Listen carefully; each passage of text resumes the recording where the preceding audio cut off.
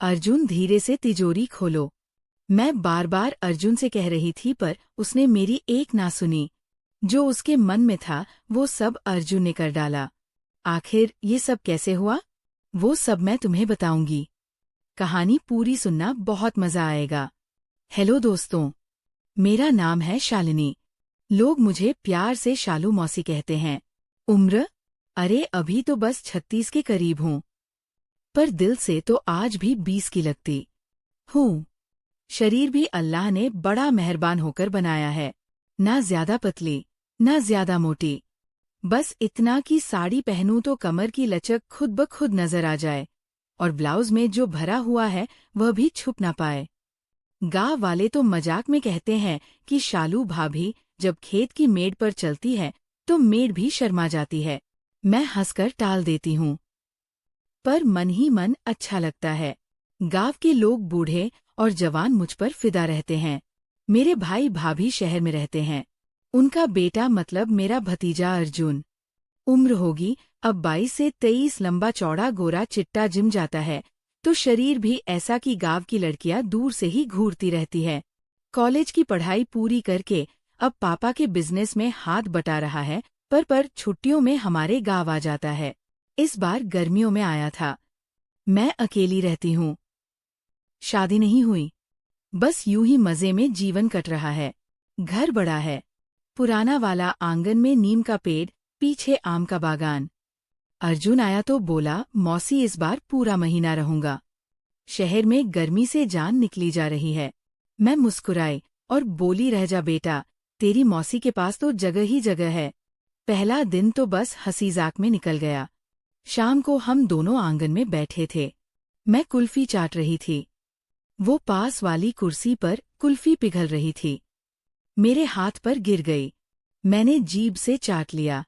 अर्जुन की नज़र मेरे हाथ पर ठिठक गई। मैंने देख लिया। हल्के से मुस्कुराकर बोली, क्या देख रहा है? कुल्फी खानी है तो बोल, मैं और ला दूं। वो झट से नज़र हटाकर बोला, नहीं मौसी, बस ऐसे ही। मैं मन ही मन हंसी। लड़के हैं, नज़र तो जाएगी ही। रात को खाना खाकर हम दोनों छत पर सोने चले गए। गांव में बिजली आती जाती रहती है, पर उस रात चांदनी इतनी थी कि पंखा चलाने की जरूरत ही नहीं पड़ी। मैं एक कोने में चारपाई बिछाकर लेट गई। अर्जुन थोड़ा दूर बीच में बस एक छोटी सी टेबल।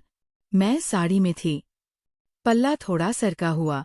हवा चल रही थी, अच्छा लग रहा था। अर्जुन करवट बदल रहा था। मैंने पूछा, नींद नहीं आ रही क्या?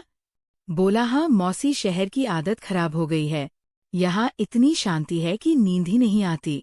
मैं हंसकर बोली, शांति अच्छी चीज है बेटा।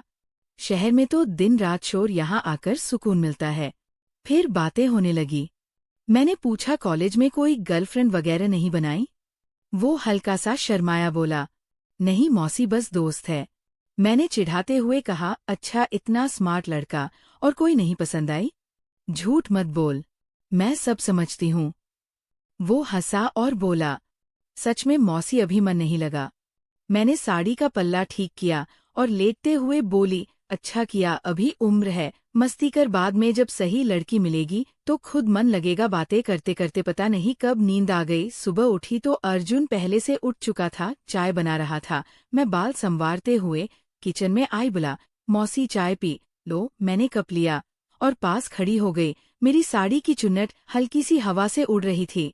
अर्जुन की नज़र मेरे कंधे पर गई, जहां ब्लाउज उसका स्ट्रैप थोड़ा सरका हुआ था। मैंने जानबूझकर ठीक नहीं किया, बस मुस्कुराकर बोली, चाय अच्छी बनी है बेटा। वो जल्दी से नज़र हटाकर बोला, थैंक यू मौसी। उस दिन हम लोग नीम के पेड़ के नीचे बैठे थे। मैं सिलाई कर रही थी, वो किताब पढ़ रहा था। बीच बीच में मेरी नज़र उस पर जाती, उसकी नज़र मुझ पर। मैं जानबूझकर साड़ी की चुन्नट थोड़ी ढीली रखती ताकि जब झुकूं तो वह देख सके, पर कुछ कहती नहीं, बस हल्की मुस्कान। दोपहर में मैं नहा कर आई। बाल गीले थे, साड़ी हल्की सी चिपकी हुई, जिससे मेरा बदन साफ दिख रहा था। अर्जुन आंगन में था। मैं पास से गुजरी तो बोला, मौसी आपके बाल बहुत अच्छे हैं। मैं रुक कर मुस्कुराई और बोली, सच में तू तो अच्छा तारीफ करता है। शहर की लड़कियां तेरे पीछे पागल होंगी। वो शर्मा कर बोला, कहा मौसी आप जैसी तो कोई नहीं। मैंने हल्के से उसकी पीठ पर हाथ रखा और बोली, चुप बड़ब बोला, चल कुछ खाने को बनाती हूँ। शाम को हम लोग बागान में गए। आम के पेड़ों के बीच टहल रहे थे। एक पेड़ पर आम पके हुए थे। मैंने कहा, अर्जुन ऊपर चढ़कर तोड़। वो पेड़ पर चढ़ गया। मैं नीचे खड़ी देख रही थी। उसकी टी शर्ट ऊपर उठ गई थी, कमर दिख रही थी। मैं मन ही मन सोची, बड़ा जवान हो गया है मेरा भतीजा। आम तोड़कर नीचे उतरा तो मैंने उसका हाथ पकड़कर बोली, थैंक यू बेटा। उसका हाथ गर्म था। एक पल के लिए हम दोनों की नजर मिली। कुछ था उस नजर में जो मैं भी समझ नहीं पाई। मैंने हाथ छोड़ दिया और बोली, चल घर चले। रात फिर छत पर, इस बार वो मेरे थोड़ा पास लेटा था। बातें हो रही थी। मैंने पूछा, अर्जुन तुझे शादी का ख्याल कभी आता है? बोला, हाँ मौसी आता है, पर अभी नहीं। मैंने हंस हंस कर कहा, क्यों कोई खास वजह? वो चुप रहा एक पल, फिर बोला, मौसी आप जैसी समझदार और खूबसूरत औरत मिले तो शादी कर लूं।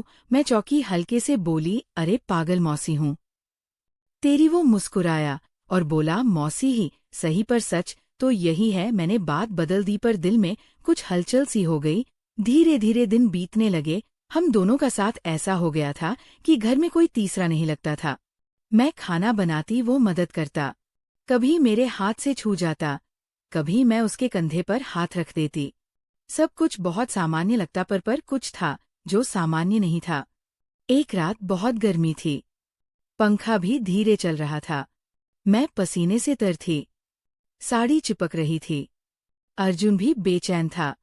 मैंने बोला, अर्जुन तुझे गर्मी लग रही है क्या? बोला, हाँ मौसी बहुत। मैंने उठकर फ्रिज से पानी की बोतल निकाली और उसके पास जाकर बैठ गई।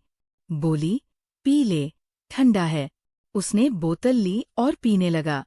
मैं पास बैठी देख रही थी। मेरी साड़ी का पल्ला सरक गया था। मैंने ठीक नहीं किया। वो पीते पीते मेरी तरफ देख रहा था। एक बूंद उसके होठों पर लगी हुई थी। मैंने अनायास अंगूठे से पोंछ दी। उसका चेहरा लाल हो गया। बोला, मौसी। मैं मुस्कुराई और बोली, क्या हुआ बेटा? वो कुछ नहीं बोला, बस देखता रहा। फिर मैं उठकर अपनी चारपाई पर लेट गई, पर नींद नहीं आ रही थी। मुझे लग रहा था कि वो भी जाग रहा है। हवा में कुछ तनाव सा था। कई दिन ऐसे ही बीते। हम दोनों के बीच एक अजीब सी नजदीकी बढ़ती जा रही थी। मैं जानबूझकर कभी पास बैठती, कभी उसका हाथ पकड़ती। वो भी कभी मेरे कंधे पर हाथ रख देता, कभी बालों में उंगलियां फेर देता। पर हम दोनों कुछ बोलते नहीं थे। बस आंखों ही आंखों में बात होती। गांव वाले भी नोटिस करने लगे थे। कोई कहता, शालू का भतीजा बहुत प्यार करता है उसे। कोई हंसकर कहता, दोनों साथ साथ रहते हैं, अच्छा लगता है देखकर। पर मुझे पता था कि कुछ और भी था, कुछ ऐसा जो शब्दों में नहीं कहा जा सकता। एक दिन शाम को मैं किचन में थी। अर्जुन आया और पीछे से खड़ा हो गया। बोला, मौसी कुछ मदद करूं? मैं मुड़कर बोली, हाँ बेटा, ये सब्जी काट दे। वो मेरे पास खड़ा हो गया। हमारा कंधा कंधे से टच हो रहा था। मैंने जानबूझकर थोड़ा और पास खिसक गई। वो चुपचाप सब्जी काटने लगा। मेरी साड़ी की खुशबू उसके नाक में जा रही थी। मैंने महसूस किया। फिर अचानक उसने चाकू रखा और बोला, मौसी मैं आपसे कुछ कहना चाहता हूँ। मेरा दिल धड़क गया। मैंने मुड़कर उसकी आंखों में देखा। बोली, बोल बेटा क्या बात है? वो एक पल चुप रहा। फिर बोला, मौसी आप मेरे लिए, सिर्फ मौसी नहीं, आप मेरे लिए बहुत खास है। मैं आपकी बहुत इज्जत करता हूँ। आपने मुझे हमेशा माँ की तरह प्यार दिया। मैं नहीं चाहता कि कभी कोई गलतफहमी हो। मैं स्तब्ध रह गई। मेरी आंखों में आंसू आ गए। मैंने उसका चेहरा हाथों में लिया और बोली, अर्जुन बेटा तू मेरे लिए भी बहुत खास है। तू मेरा बेटा है, मेरा दोस्त है, मेरा सब कुछ। मैं भी नहीं चाहती कि हमारा रिश्ता कभी खराब हो। हम दोनों गले लग गए, माँ बेटे की तरह। उस पल में सारी हलचल शांत हो गई। सारा तनाव खत्म हो गया। उसके बाद हमारा रिश्ता और गहरा हो गया। पर अब वो शुद्ध था। कोई गलत ख्याल नहीं, बस अपनापन। अर्जुन महीना पूरा होने से पहले बोला, मौसी, मैं शहर जा रहा हूँ पर अगली छुट्टी में फिर आऊँगा। आप मेरी दूसरी माँ हैं। मैंने मुस्कुराकर कहा, जा बेटा, पर याद रखना यहाँ तेरा घर है। तेरी मौसी हमेशा तेरा इंतजार करेगी। वो गया। मैं अकेली रह गई। पर अब अकेलापन नहीं लगता, क्योंकि मुझे पता है कि मेरा एक बेटा है जो मुझे बहुत प्यार करता है। दिल में ख्याल तो आते ही, पर सही और गलत का फर्क वही समझ सकता है जो रिश्तों की कीमत जानता हो। अर्जुन आज भी आता है। हम दोनों खूब बातें करते हैं, हंसते हैं, साथ खाना खाते हैं। गाँव वाले कहते हैं शालू, और उसका भतीजा जैसे माँ बेटा, और मैं मुस्कुराकर कहती हूँ, हाँ बिल्कुल वैसा ही। बस कहानी खत्म।